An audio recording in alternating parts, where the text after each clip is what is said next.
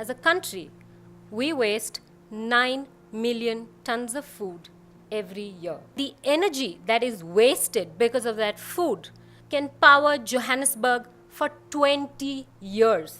And if you're thinking that was all, the water that we waste in that food, that water can actually fill 600,000 swimming pools. And this comes at a time when we're a water-scarce country, 29th driest out of 193 countries in the world. And we are actually going to run out of water by 2025. These are some figures which come from the work that WWF Dion has done. And it's scary. We can have 9 billion people living on this planet, surviving on the resources that are available on this planet. But we need to think not about efficiency, we need to think about complete transformation of some of these systems. Well, the first thing that's important is to look for pinch points. If we look at the financial system, 3 billion economically active people, financial assets of about 200 trillion at a global level.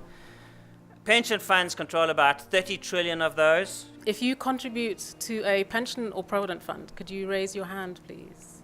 So in other words, you're all investors. I also contribute to a pension fund. We're all investors.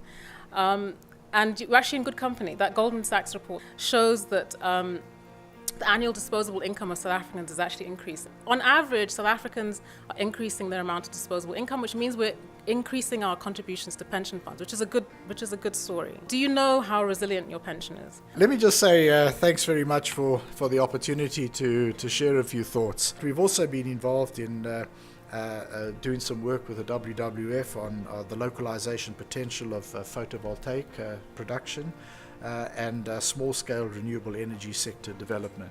So let me just say that we welcome the partnership as the DTI. We look forward to continuing the partnership, strengthening the partnership.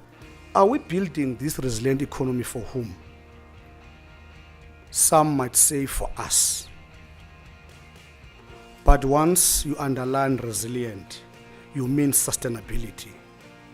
Therefore, it means for the future. So instead of celebrating 20 years and 40 years of democracy, we are perhaps going to go back and question, what did we do as a democracy? You know, if we're going to survive as a democracy and a non-racial society, we've got to go back and think about these values. So I'll leave you with an inspirational quote which lifts me up on days when I think we're up against something that's very difficult to change. In the words of Nelson Mandela, it always seems impossible until it's done. Thank you very much.